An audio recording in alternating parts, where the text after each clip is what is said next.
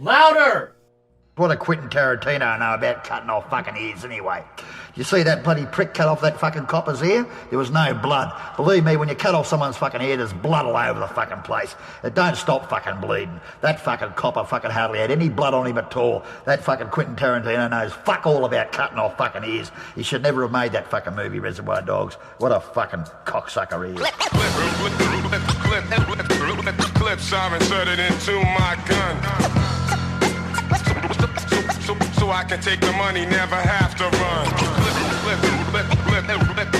Clips are inserted into my gun. And what's up, everybody, and welcome to Lights, Camera, Exploitation, your guide to exploitive cinema. This is the pod boss, TJ Bowser, and joining me as always, my doppelganger, Kangabanger from down under, Mr. Brody Kane. Howdy, motherfuckers. And joining us as always is the slick one himself, Mr. Slick Nick. How are you all this evening? We have a doozy of an episode for you today, but first, you know what time it is? It's time for your slice of life. Brody, tell them how it went. Actually wasn't too fucking bad this week, I will admit. Work wasn't too bad. Did absolutely fuck all in some of the days. Was running a bit slow this week, which is also not too bad, getting paid for doing fuck all. Pretty much talking to TJ in some parts of it. Do you know what I fucking did? I watched the Prophecy trilogy this week. Not the fucking old school one, but the Prophecy from 1995 onwards with Christopher Walken, and I'm actually surprised on how fucking decent they are. The third one's a little bit hit and miss, but that's as expected. But the sequel's actually pretty fucking decent. I really wasn't expecting that, went in with low expectations. Went and saw Thor 4 this week. That's all I'll say about that. Not the biggest fan of that one. I finally finished watching the TV series I worked on this week. It was a bit of a slow burn, but anyway, that was actually fun to see what we were able to achieve, and just going back and revisiting all the places that I went to on set. It was good to see unfold on TV. I don't know if you boys can watch it over there, but it's called Mystery Road, and it was season 3 of Mystery Road. So if you get the chance, suss that out. Watch this beautiful bad boy, fucking old chopper, absolute gem down this way. So yeah, I'm very excited to talk to you guys about this film this week. But what about you, Slick Nick? One of these days, I promise, my answer to that will be something interesting and not just a slow week. But it has been real quiet on my end this week. Mostly just working. It's even been slow at work to the point where, man, I've just been bored. So other than that, I don't know. I've just been playing a ton of modded Fallout this week. It's pretty much been most of my afternoons, other than watching this fine film as I did yesterday. But maybe TJ can make up for that with something else interesting. TJ, what did you do? Well, I did a lot, actually, including but not limited to a metric shit ton of podcast stuff behind the scenes. We had some technical difficulties last episode, which I won't go into detail as to not cause trauma on these boys, but those are getting sorted, and we are pumping out premium content over at projectlouder.net, your source for pop culture and so much more. Go over there and check that shit out. Anyway, did a lot of comic book stuff, wrote a ton of backstories for my characters, a couple spin-off stuff. Brody and I, we've been having a lot of conversations lately, and it's gonna be too sweet. Got my Vincent order today. I think it was the one from Pride Month, the Partners Only month, and that had Red Lips, Blood on Her Name, Knocking, and Night Ripper from Culture Shock, and that was that fucking art on Night Ripper is premium, and I'm gonna look up the artist because fuck do I love that. But anyway, what I'm excited about is to talk about this week's film. It's a Brody pick, and that is Chopper from 2000. You've probably read all the newspaper stories about me. Australia's most keen. And you've heard the word on the street about me. Do I look like Mother Teresa to you? And you've got a picture in your head of what bloody Chopper Reed's like. Keith seems to have done himself a mischief. And we're sitting here at this bar, all very nice and cosy, and I'm a bit of a bloody letdown to you.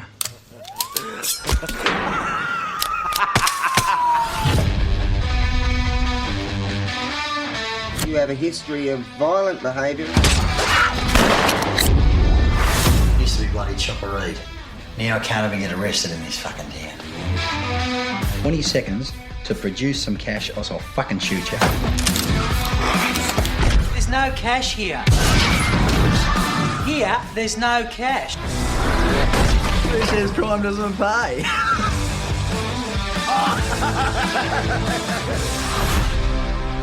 You've given up crime, eh? You're fucking sick, Reed. You're insane. Beethoven had his critics too, Keith. See if you can name 3 of them.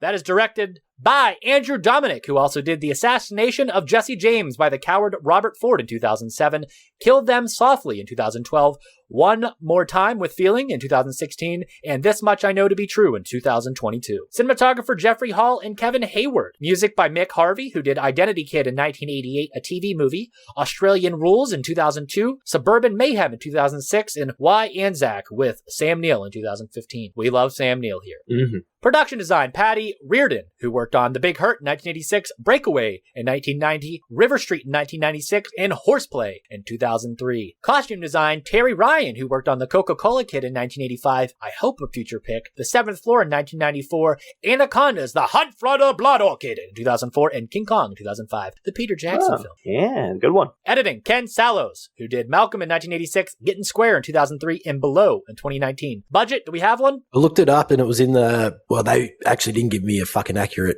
budget, but it said something about between 1 to 3 million. Australian? Yes. Okay. Starring Eric Bana as Chopper. You may know him from The Castle in 1997, Munich in 2005, and King Arthur, The Legend of the Sword in 2017. Or you may know him as that really bad CGI Hulk. Mm-hmm. Yes.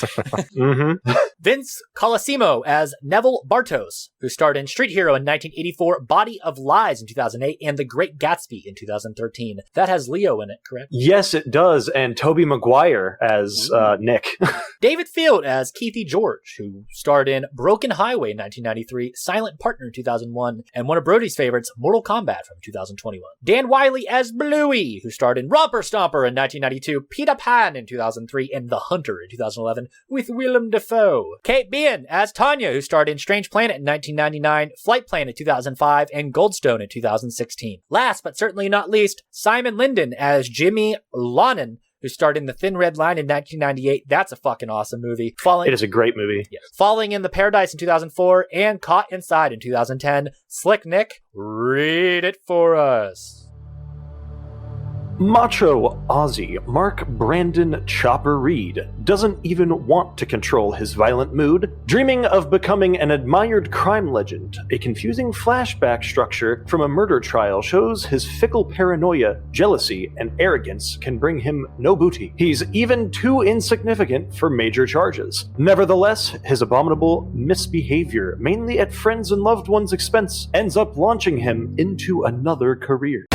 Awards! This includes but not limited to the Australian Film Institute in 2000. Best performance by an actor in a leading role, Eric Bana. Best achievement in direction, Andrew Dominik. IF Awards in 2000. Best actor, Eric Bana. Best independent new filmmaker, Andrew Dominik. The Stockholm Film Festival in 2000. Best actor, Eric Bana. Cognac Festival des Films Policiers in 2001. Grand Prix, Andrew Dominik. Critics Awards, Andrew Dominik. Last but certainly not least, the Film Critics Circle of Australia Awards in 2001. Best Film, Best Supporting Actor, Simon Linden. Best Actor, Eric Bana. And Best Director, Andrew Dominik. Boys, let's get physical.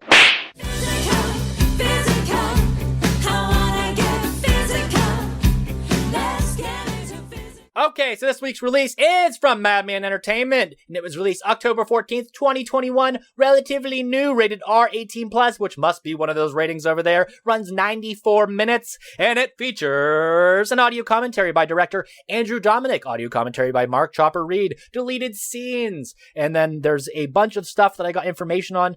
Brody, are these like featurettes? So basically, a couple of these is, well, let me just break it down in the fact of cinematography. So one of them, I think it might be Bluey and the stabbing. Just, the camera stays on him the whole time throughout this deleted scene.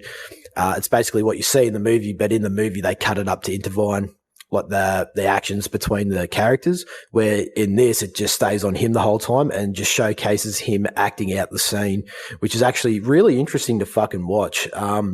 And how Bluey was able to really work himself up and just command spew on the spot. So Yeah, all these little deleted scenes here have got a really unique feeling about them in the sense of acting and how they block the scenes out. So they're a little bit different, a different take on the deleted scene bit. Okay. I did not realize that those were deleted scenes. Thank you for that information. Okay, so on to the actual featurettes. Weekend with Chopper. Eric Bana meets Chopper himself. That's pretty cool. Animated main cast and crew filmographies, which is also pretty cool. And it's a region-free disc. I believe you can buy that on Amazon, but that is an Aussie disc. But like I said, it's region-free, so you can watch that anywhere. And we highly recommend that you go out and get this physical release, as it is not available in the States from any company, and it is not on streaming other than YouTube. And the YouTube copy that is out there is a VHS rip, and nobody wants that, especially in a film that has the potential to be as pretty as this one. And yeah, you can buy the DVDs, but they're $54. Yeah, I want the Blu-ray. Well, I'm pretty sure they just released a 30th anniversary 20th. Of Chopper on 20th, sorry, yeah, because the majority of the additional information I got is from the latest interviews with the director. You have this Get them one, quick. right? There's only 3 left. Do you have the Madman Blu-ray disc? No, I do not. I'm still yet to buy it. I've got the DVD of it, and that's about it. Okay. Yeah, so we highly recommend that one.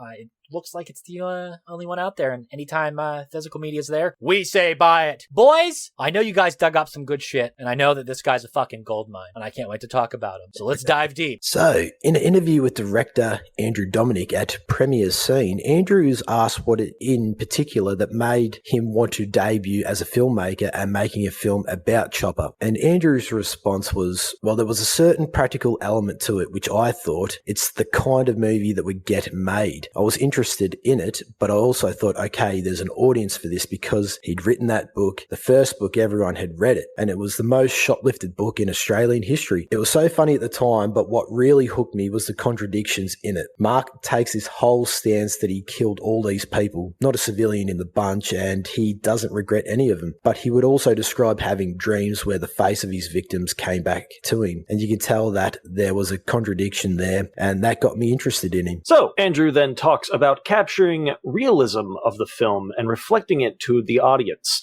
He says, well, I was trying to get the visual stuff to give you a feeling, pretty much. But obviously what happens in the story is Mark faces a transition from being a criminal to being an artist. In that you see him. We basically tell stories to make sense of the world. It's how we describe the meaning of things.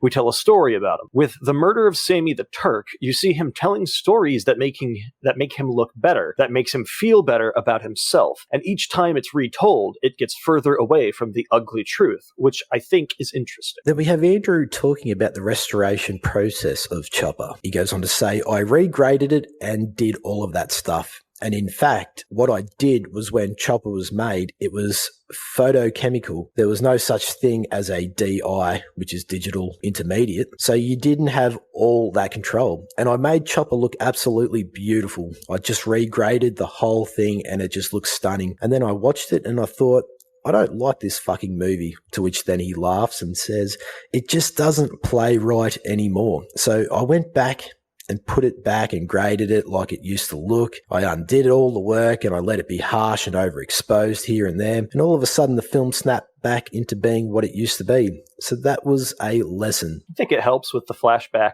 kind of aspect to it. I think it works. Absolutely. So Andrew talks about Eric playing Chopper. He says, I think what Eric really brought to the part, aside from the fact that he's funny, is his sensitivity. Eric's got these wounded eyes, and he's a deeply sensitive guy, which Mark is too. And I guess there's a charisma, but there's also a kind of wound that you can see. And to elaborate on that a little bit more, we have Andrew talking about getting to know Mark Chopper Reed behind the scenes. Goes on to say, I mean as well as you can know somebody like Mark. I spent 7 years thinking about him. I certainly have my opinions on who Mark is, and in some ways I felt I knew Mark better than Mark knew Mark, which I know is a pretty arrogant thing to say, but I did. That's how really I felt about it, that I knew him better than he did. I felt a lot of love for Mark. In an interview at Outtake Mag with Andrew, he elaborates more on meeting Mark and his personality. He says, there was something grandmotherly about Mark. There was a certain offense that he would take that reminded me of a grandmotherly offense, you know? Maybe it was his mother's voice in him or something. His mother was kind of a whore, from what I could gather. She was violent towards him and the instigator of all of that violence that was directed towards a child, whether it was dished out by his father or by her. There was something feminine about his rage, if that makes any sense. It's a thing that I've noticed, like Kenny Graham, who plays Mark's father in the film. He's playing his own father. People carry the internal voice of their abuser. That's why the best people to play prison guards are prisoners, because they've internalized that voice. In fact, that's what you see in Chopper. The prison guards will come in and play prison guards, and they would play them like they were Bruce Wayne or Clark Kent. But then you get prisoners to play prison guards, and they'll play them like assholes. So there was a feminine component to Mark's rage, to that voice within him that hates. Going by what you were saying then, Nick, I will explain why he is what he is, and that's mainly due to the fact that, you know, his parents did beat him. He was abused when he was a child, molested, and, you know, by the age of 14, he was placed in several mental institutions as a teenager, where he actually went or underwent electroshock therapy. Ugh. So you can definitely tell it's taken its toll on him, the poor bloke. Yeah. But moving on with the additional information, we have Andrew talking about spending the weekend with Mark, and he goes on to say, Mark has a way of making you feel like he's doing you a favour by not killing you. He's completely an erratic person, but so funny. And that videotape I made of him on that weekend away, which you can see on YouTube, I would just put that on. It was like 4 or 6 hours of video, and I'd watch the whole thing, just sit there and watch everything he says, because it's just so compelling. But it was pretty scary to be sitting there. He'd give us plenty of demonstrations too, like, and this is how you stab a guy in the face. Of course he would. So Andrew talks about Mark's reaction to watching the film. He says he watched it through the door from the kitchen as it was playing on his TV. He said, "You must be psychic. Who did you talk to?" He felt that it was about 98% accurate, and he said that watching himself from the outside made him reconsider a lot of what he'd done. He wanted to see how someone else saw him. I took him at his word on that, but I also did a whole lot of things he told me not to do, so I was pretty worried. He didn't want to be seen taking drugs, even though he was a sweet freak, because that was his whole anti-drug stance that he had in the books, that he was like a Batman cleaning up the baddies. Also, no violence against women. That was something I knew he had done, and no poems. Mark was always writing little poems, but all 3 of those things were in the film. I mean, the drugs and beating up Sharon were the worst offenses in terms of how Mark reacted to them being included in the film. Yeah, he's pretty hypocritical in the film, but... In an interview with Eric Banner over at The Guardian, Eric talks about Chopper. He goes on to say, I grew up in Melbourne, so I knew about Mark and what he'd done. Chopper was a really unusual script. Very funny, very dark. I was pretty confident I could portray him, so spending time with Mark was priceless. I knew there could be real ramifications if it all didn't go too well. We just listened to him talk about prison and his theories about life and people. I got that sense of an alpha presence and soaked it up like a sponge. So, Eric talks about the process of becoming Mark every day for the film. Says it took 2 to 3 hours to get ready every day. I would shave my head myself to make the prosthetics for my hacked off ears easier to glue down. Applying the tattoos took many hours of painstaking hand-drawn artwork, and they would only last about 2 days. So we only did them when I had to take my shirt off. He also goes on to say, I always joked with Andrew that there was never a scene when I just asked, can I have a pie, please? Everything was loaded and had deep meaning throughout the film. During difficult scenes, I fell back on 2 things. That was truthful and my complete trust in Andrew as a director. That he was, is that whoring? Yeah, that he wasn't whoring out the subject. Yeah, that he wasn't whoring out the subject for some kind of violence porn. And finally, Eric talking about Mark's reaction to his performance. Says, I was probably more worried for Andrew than I was for myself regarding Mark's reaction. Obviously, I hope he enjoyed my performance, that it didn't make him cringe, and that it felt truthful, but I never talked to him directly out of it. But I never talked to him directly about it, maybe out of respect. I never pretended that Mark and I were going to end up best mates. Well, boys, let's talk about it!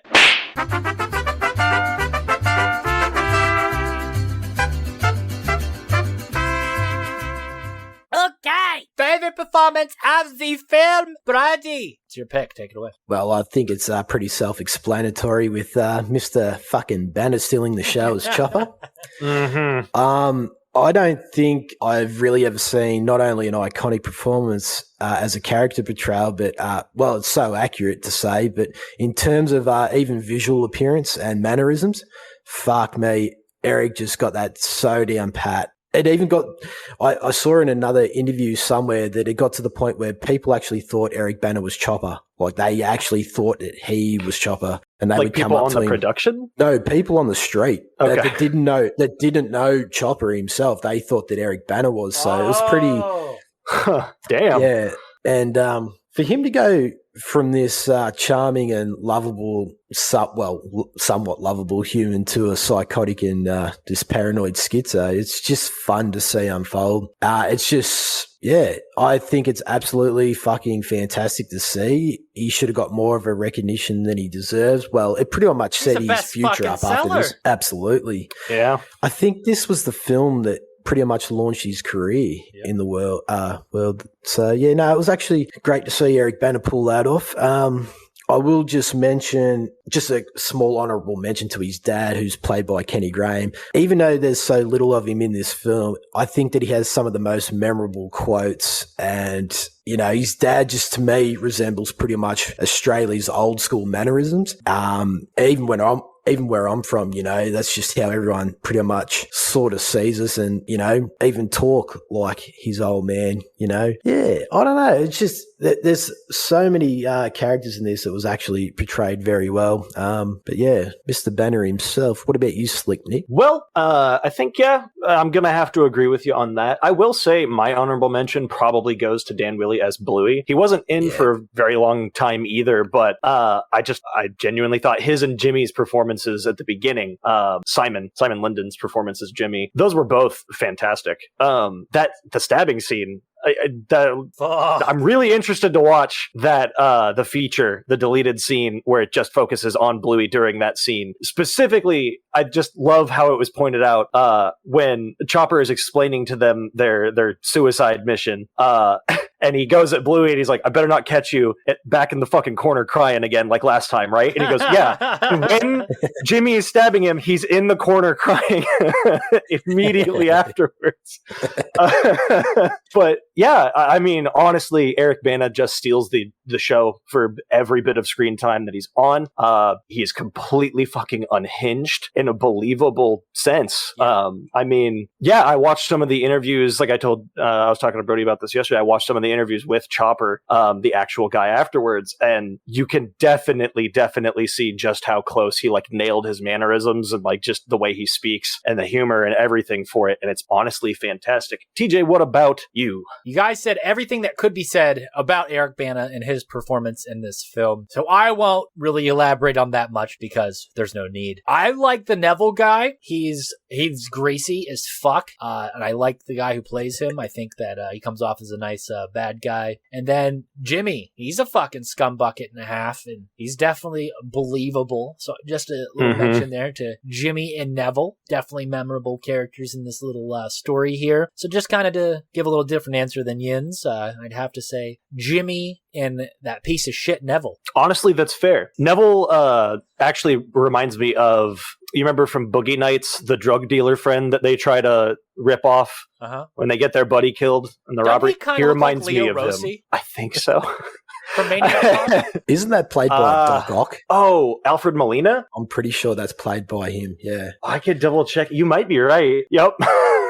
Yep. That is Alfred Molina. Good shit. Where were we? Talking about Neville bloody burst appendix. Yeah. Fucking... Oh, was he the doctor? No. I'd said that he reminded me of the character from Boogie Nights, Rahad, that they tried to rob. They held him at gunpoint, and then their buddy got blasted with a shotgun, and fucking. I haven't watched Boogie Marky Nights Mark runs out. Probably a decade. I fucking love that movie. Boys, what's your favorite set piece? I'm gonna have to go with Neville's pad. I'm gonna have to go with Neville's house. It is pretty great. And not doing too bad for myself, huh? Yeah, look at it, boys. Check it out. I got a giant fucking pool, like raised pool in the back. I fucking thought it was so funny that Neville just kept opening up his shirt to see his chains. I'm just like, look, I'm doing great for myself. Just fucking look at me. Look how many fucking chains I have, Chopper. I'm doing great. What do you think? What do you think I'm fucking doing? I'm fucking flying, mate. I was saying to good. Nick there earlier when they're actually at Neville's house, and he's like, "What are you doing, Nick? What are you doing? Get us some drinks, quick stick. You follow me around like you want to fuck me in the ass." And then Chopper had the cheek to go, "That explains your limp." Even though he'd give him that fucking limp. So great. good. That's so good. Fuck. Yeah, I also have to say Bojangles. Love it. Bojangles Yes. is great. And at first, I kept getting really confused because here Bojangles is like, it's a chicken restaurant. Like, it's like a fried fast food chicken place. Not where I'm at, but it's like an East Coast thing. And so the entire time, I just kept imagining they were like trying to get him to go to a fucking chicken place to kill him. Well, like as he says at the end, there's like fans and that send him pictures in front of Bojangles restaurants with like guns and shit and doing weird shit. And that's all over the world, not just Australia. So our Bojangles is somehow wrapped up in it. Like he said once from Arizona. Yeah, that was right. It was, he got the letter from like a mayor or a sheriff in Arizona. Yeah. Fuck yeah. Yeah. So, Brody, just to kind of give us some context, how true is the movie to the actual locations? Did they use the real locations? That is actually a fucking good question. From my understanding, they would have used the exterior stuff for Bojangles, I'm pretty sure. Not entirely sure if they used the outside of it. I think it might have been... that's actually a really good question. I don't know if it was pulled down when it was being filmed there. I have been past it before, so a part of me thinks it was still up and running when they shot this film. Okay. But I had that same question in my head when I was watching this as well. Pentridge itself, the prison, I'm pretty sure that was still there. It's been torn down now. Okay. And there's been homes built there. But yeah, no, I'd have to agree with you on Bojangles. I mean, it's got great music, shit lighting, Chopper just out of the clink, jacked up on speed and paranoid as fuck. It's all a recipe for disaster. So, I mean, what's not to like about this place, really? Just everyone's just having a fucking good time. And I noticed they stocked a Melbourne bitter too. So that's a win for me every day of the fucking week. Of course. Bang. I like it better than the bar from Once Were Warriors. Okay. Dude, that joint is gross. That's real grimy, but I don't know. I liked Bojangles over the bar in Warriors. Fair enough. So, favorite scene or shot? This is a film that is just filled with just memorable scene and memorable shot. Mm-hmm. And like Brody said a little bit earlier, they have some tasteful way of showing things, and it kind of plays into the twists and stuff that go through this film, and it leaves a lot to the mind, almost Lynchian in that way because of the odd story structure, but we'll get into that later. The opening scene super strong with the stabbing in the gut and the way he's no-selling the stabs to kind of try to teach him a lesson. Super cool. I love the violence in the houses and the way that those are shot because everything's super claustrophobic and you're following him down corridors, similar to like Once Were Warriors when there's violence going in the house. It's almost like this ultra realistic way to portray violence, and like it's kind of realish. So whenever he attacks his girlfriend / whore, and that's not in the sex positive way. Damn. Just needed to tell him if she's kissing Neville or not. Come on, just answer this fucking question. You get that mouth away of me, taste of Wog's cock. I mean, look what she did. She got Mom all upset. Anyway, Jesus Christ. Just so you know, going and done. We here at LC no way endorse violence or domestic violence, but that scene is fucking shot terrifically, and just the way that they approached violence in this film is really well. And just to mention, the last shot with the dude in the wrong Bojangles parking lot is awesome. And I just love all the cinematography that went into him trying to explain his perspective and then other people's perspective. It's really cool. It's almost Tarantino-ish if like there's all these different things going on, and it's like there's somebody behind you and there's something like there's watching. Yeah, it's weird. I love it. It's cool. It's a bit Pulp Fiction. Yeah. Yeah, it's definitely a film that it does capture realism, and it doesn't feel like it's got a lot going on in the cinematography thing. But then when you think about it in terms of breaking that scene down in lighting and how the camera is on sticks or whatever it is, the blocking, no, you're right. There's a lot going on and it makes sense and it looks fucking cool and it's stylish in its own little way. But it is a nod to Tarantino. I completely agree with you. I think the whole scene of Neville rocking up to the whole scene of Chopper rocking up to Neville Bartos's fucking house is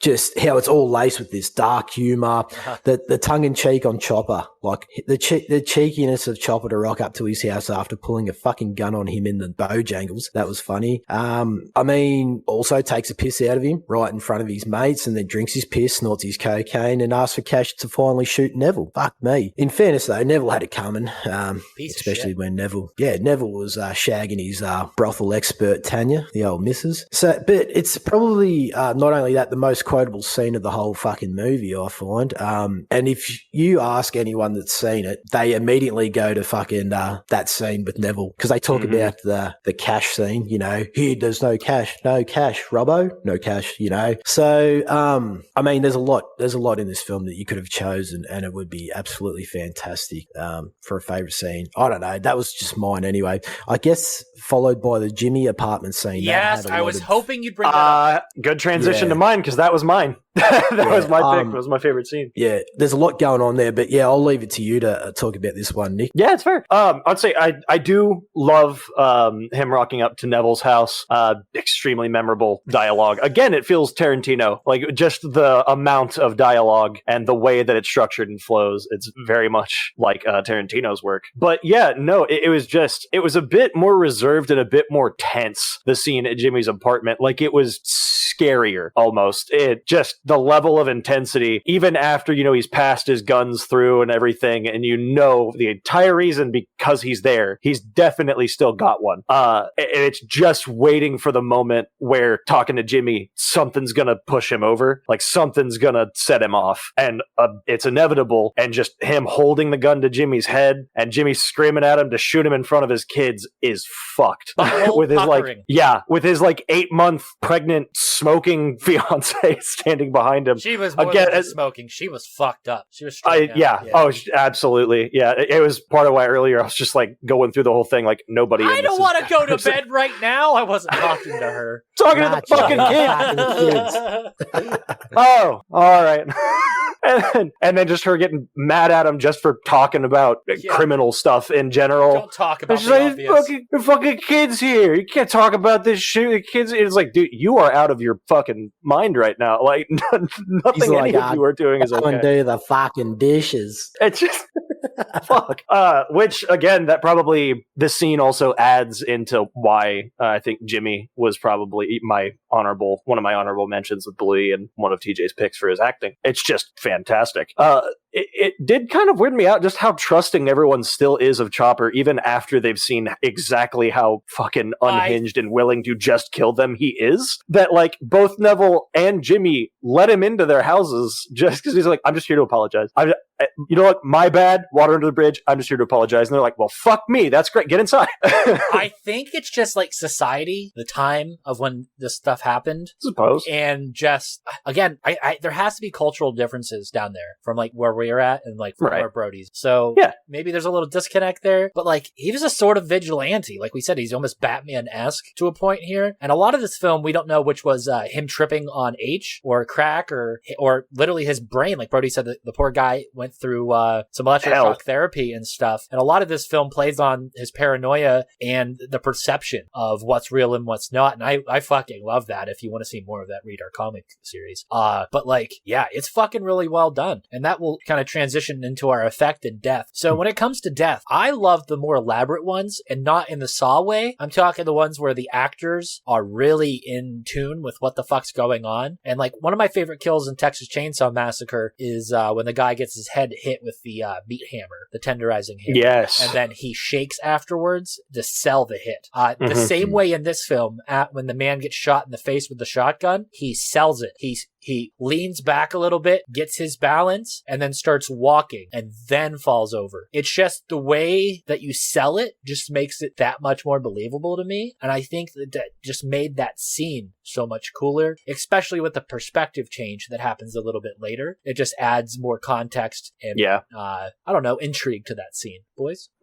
So, yeah, I guess kind of on that same sort of subject, I thought that Keithy, that cell of him being stabbed in the face and the neck and everything, and while Chopper's talking to him, be like, oh, you'll be fine, you're not going to bleed out, don't worry about it, they're coming to get you, you'll be fine. While he's writhing around in his own blood and still kind of trying to get away from Chopper, like trying to scooch himself back and everything, he's like, fuck away from me, he's bleeding out everywhere. And then just the scene from when it's shot over Chopper's shoulder looking down at him initially while he's just kind of writhing around trying to comprehend what the hell just even happened to him. Like, that was probably one of the more grislier, like, shanking scenes of anything that I've seen. You're thinking of, like, Breaking Bad had, 12 of them in the period of American 1 minute? History did?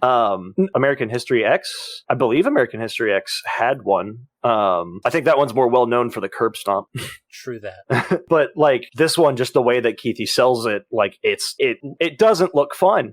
None of the violence in this film looks fun. Not even the headbutt to mom. Yeah, no. I was really wondering if he was actually going to hit her until he just headbutted her. Yeah, well, I should have seen that one. Well, at first I suspended disbelief. He's like, oh, he's just punching the wall behind her to scare her. And then whenever she falls and he headbutts her mom, I'm like, fuck, it's full on. Shit. Yeah. I don't think it was the wall. Yeah. Yeah. It was. But yeah, I mean, that was probably my favorite was Keithy's death. As for effect, I am going to have to go with the retelling perspective changes for Sammy the Turk's death. You mentioned it earlier that corner shot, whenever it went to reveal that Jimmy was around and he brought him out to the wrong fucking parking lot and it got him killed like that. What the fuck was she doing up at 6 a.m. pregnant at Bojangles anyway? Bojangles, yeah. But yeah, no, I mean, the effects of the retelling of that, probably some of my favorite, as well as the slightly sped up dialogue and everything to after, they've done the speed. When it's so cool. Just the audio's just slightly higher and everything's just slightly faster. I thought that was a really cool implementation for it. What about you, Brody? I would have to agree with you with the Keithy stabbing. I mean, I remember seeing that as a kid and I was like, what the fuck? But in terms of breaking that scene down, the camera, the way that Chopper comes in, stabs him, then we get that slow motion reveal of the stab wounds in Keithy's fucking face. And you see the trickles of blood fall out of him. It just adds that depth of shock to the audience. And I love how the wide shot then establishes the whole entire room of these prisoners just shitting themselves while Keithy, struggles to verbally abuse Chopper. And, he's just lying in a massive pool of that dark blood. It's just an unexpected, and it comes out of nowhere. And even to add to that,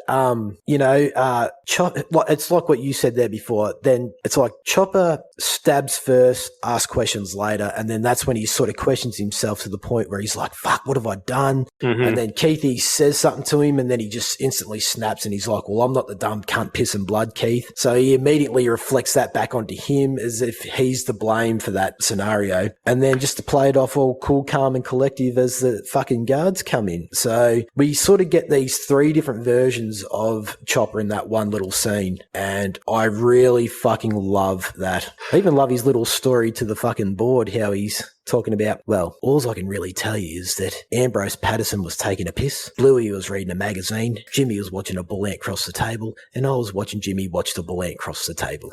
Sadly, none of us can tell you of exactly what happened at this time. So, he's just very cunning and quick-witted with what he is able to achieve in these human emotions. And he was making the court laugh. Yeah. Absolutely. Yes. He's like, between him and Jimmy. That's right. Because he goes to him, he goes, you lent him that suit. Yeah, I did on it. I know it's not a fashion contest, but if I had to let him wear what he was going to wear in court today, you would have given him 10 years of bad taste. And That was so Fuck. good. Yes. That whole court scene was great. I'd say shortly after, when the guards were coming in for the Keithy scene, is probably one of my favorite quotes. Was him just being, "Oh, Keithy's gone and done himself a mischief." Yeah, no, he's but yeah, that's I mean, like, yeah, there's so much going on in this film with effects and that. It's absolutely fantastic. Even the reveal. Sorry, I keep rambling on here, but I just want to mention the scene where after Jimmy stabs Chopper and he reveals all the stab wounds after he pulls his wife beater up, and fuck me, it's just hard to watch. Bluey pukes, and I couldn't agree more. Yeah, so it's great stuff. So, thoughts on story? I'll kind of take this. It is such a unique story. The way the story is structured, like I said earlier, is almost Lynchian because it's just so odd. And the way that it's told is from different perspectives, from altered perspectives. And it makes you guess and kind of interpret scenes in different ways. And I love that in this film. I love that it's not straightforward, it's not linear, and I love how he's kind of reflecting on his own career and the things that he's done and how it loops back around. I love how the film ends with a kind of like a realization and a reminder to him that, hey, yeah, that was fun, but I'm in jail at the end of the day, and they have to shut that door. And I think that just ties everything up so fucking well. But like, you can look at some of the stuff he did and be like, was this justified? Was this not justified? What actually happened? What perspective's real here? Especially whenever the reveal of the last scene, though comical to a point, it's also revealing that everything that he was paranoid about was actually real, and everything that he thought was happening was actually happening. So, I don't know, it's just such a unique story, and the fact that it's based on a real person, and that this person exists, is just so fascinating. And I truly think that in ozploitation films, this stands out. And I'm happy that we're able to do this. And it has a Melbourne Bitter can in it, so it gets extra points. It's a 2 thumbs up. Yes, I think we've made that clear. So yeah, that's Brody. From an Aussie perspective, let us know your thoughts.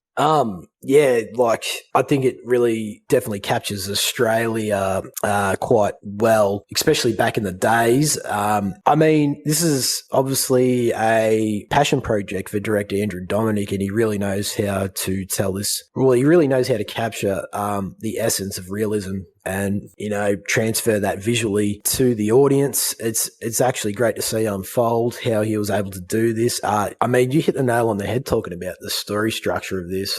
It does feel very Lynchian. And yeah, especially playing with the duo of, personality. Did it happen? Was it real? Was it not? I think it's an interesting view on the life of a real serial killer and how we go on this journey with him.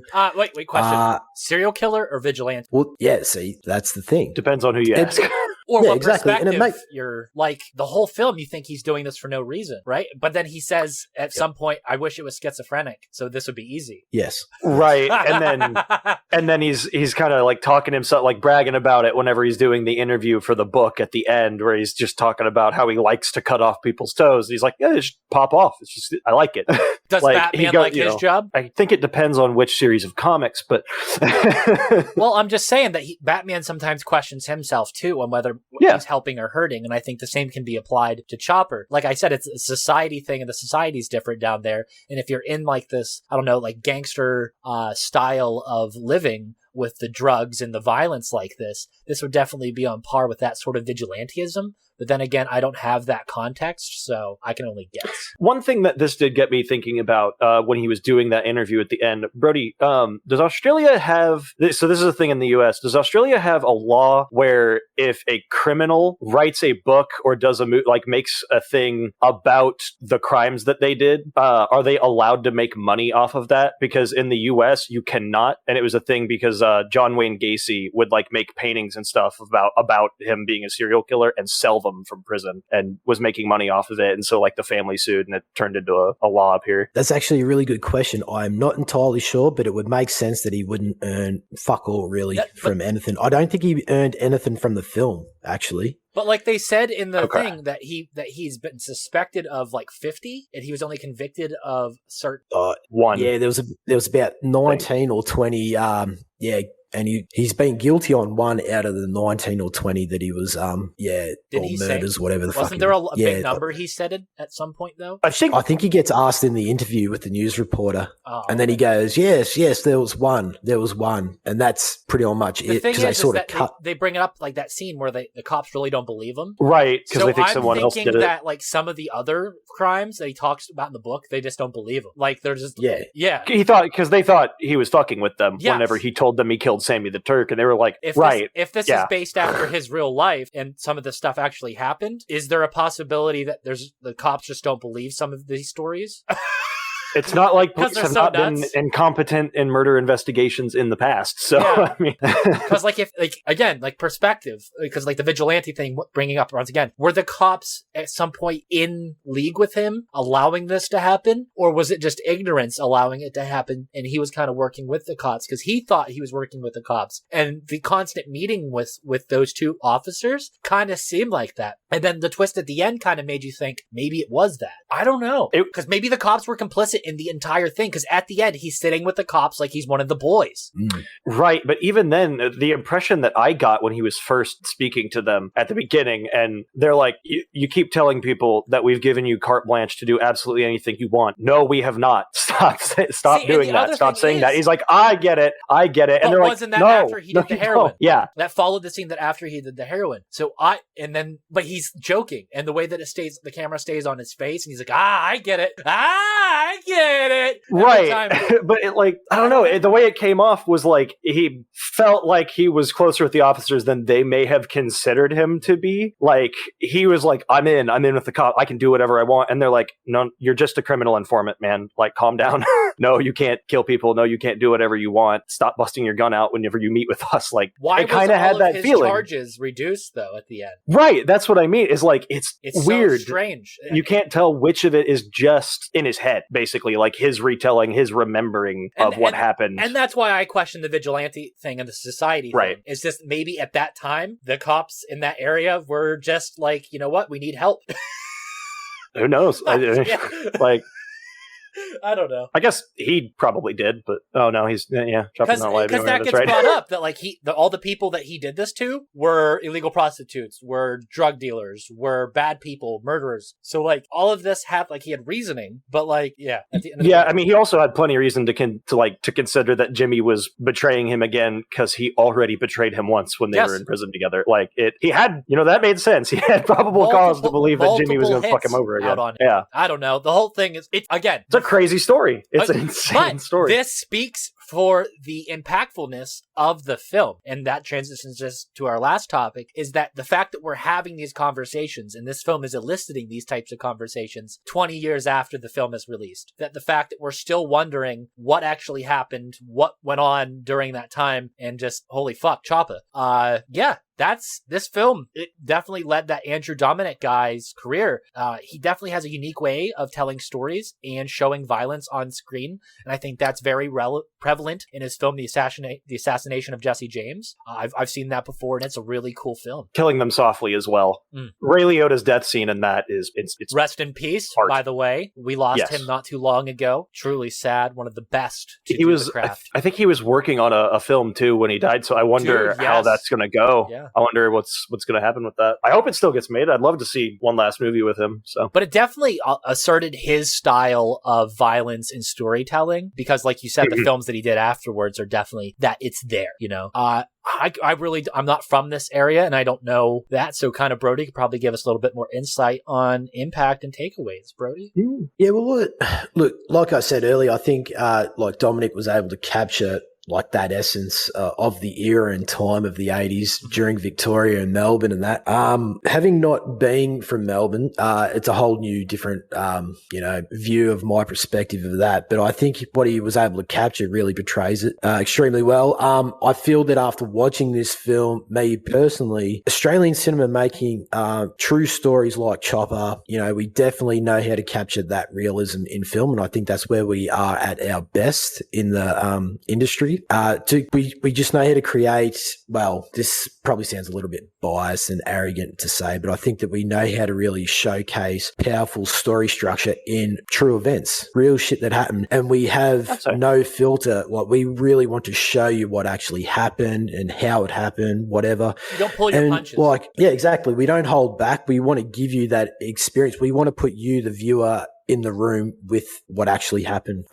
It's standard filmmaking, but at the same time, it's all due to the story itself and how well it's perceived. And I think we really know how to focus on, like I said, placing the viewers with the characters in a room and just be like, this is what actually happened. And it adds to that shock factor. And we will elaborate a little bit more on that when we do Snowtown later in the season. You will really get to see that play out probably better than Chopper, because it is so fucking disturbing. So and also like like you were saying there before with Chopper, the main thing for me taken away with this as well is I love how much he just talks a lot of shit. We don't know what's real or what's not. And Dominik was able to capture that probably the best out of all his films. I think this is his strongest film. I don't know. It's interesting. I forgot to mention before, actually, my father's cousin worked at Pentridge Prison on H Division as a guard. That's right. He actually, used to fucking know Chopper quite well. And I remember him telling us when Chopper fucking hacked his ears off, he pulled him aside and goes, "What do you think about me new fucking ears?" To which my dad's cousin responded and said, "You fucking silly prick. If you start to go blind, how you meant to wear your fucking glasses?" And he goes, "Well, I fucking didn't think about that one, did I?"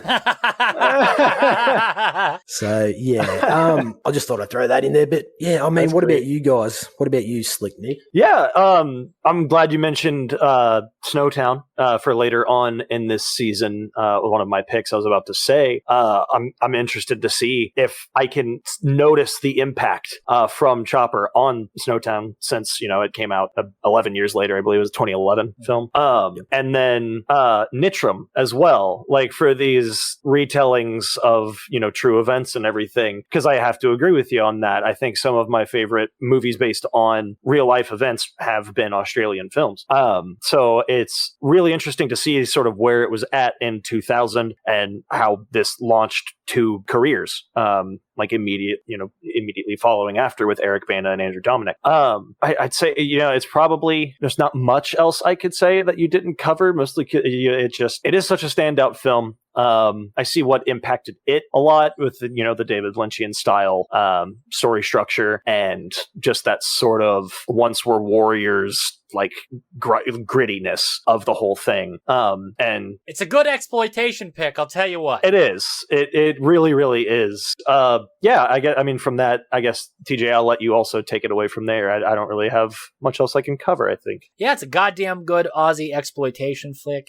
Ozploitation, for those who are in the know. It is fucking awesome, and I hope that we can do more Ozploitation films moving forward, and I'm sure we fucking will, because there's a plethora out there, and I mentioned one earlier. But let's rate this bad boy. This week's rating is Cracked Out Vigilante Aussies with a Shotgun out of 5. Boys, Brody? I will give it a 4.5. Okay, Slickless Nicholas. It is an even 4 for me. I'm going to give it a 3.5, and that is an LCE score of 4 Cracked Out Vigilante Aussies with a Shotgun out of 5. For Chopper from 2000. So, next episode, we have a Nick pick, and we are going Asian again. Hey. Woo, right? Yes. We are going to be watching Hard Boiled, speaking about that one, so we can see is it Chinese? The beginnings. I believe it's Hong Kong. Okay. Hong Kong cinema. Okay, so we're going to venture into some Hong Kong cinema. Well, last season was Korean, right? Old Boy? Or no, yeah, it was Old Boy. Yes, South Korean. Yes, I love venturing into that, because that is definitely a blind spot in cinema for me, is Asian cinema in general, whether it be Japanese, Korean, or Chinese. I'm definitely not as well versed in that as I am, let's say, Italian or German films. And we will be venturing back to Japan for another one of my picks here soon as well. Fucking A, I can't wait for that, and I can't wait for the rest of the season, because we have some fucking bangers, and we have scheduled quite a delicious plethora of films for you guys, and we'll get to those sooner or later. But That's it for this episode of your favorite exploitation podcast. This is the pod boss, TJ Bowser, signing off. This is your doppelganger kanga banger all the way from fucking down under, and I'll see you next week, you sons of bitches. Slick Nick, signing out. See you all again next week. I thought you said I'll see you, like LCE, next week. And I was like, oh, that's fucking clever. But I was like, nah, you didn't say it. No. I mean, yeah, I did. Glad you caught that. TJ, I'll use that next week. I'll see you. Oh, my God. Yeah, I need a piss. So when will it be out? Well, when it's going to be out is in the year 2000. Oh, don't. I'm serious. What, you and me are sitting here surrounded by chooks for a movie that's going to be out in the year 2000? You are kidding me.